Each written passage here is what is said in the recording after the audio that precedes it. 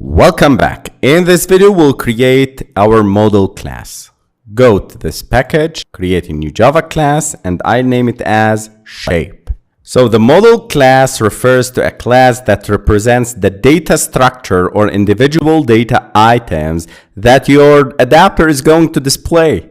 It's essential container for the data that you want to show in your UI using an adapter, and it helps to organize and encapsulate the data in a meaningful way. So for that, if we go to the grid item layout, we can see that we need to display an image view and a text view. The image view, I'll place this data, the reference for this image view, in an int, and the text view in a string. And I said before that image views in Android Studio are referred and stored in the int variables. For that, I'll name our integer variable as shape image, and I'll create another variable called shape name. Alt plus insert to create the constructor having these two variables.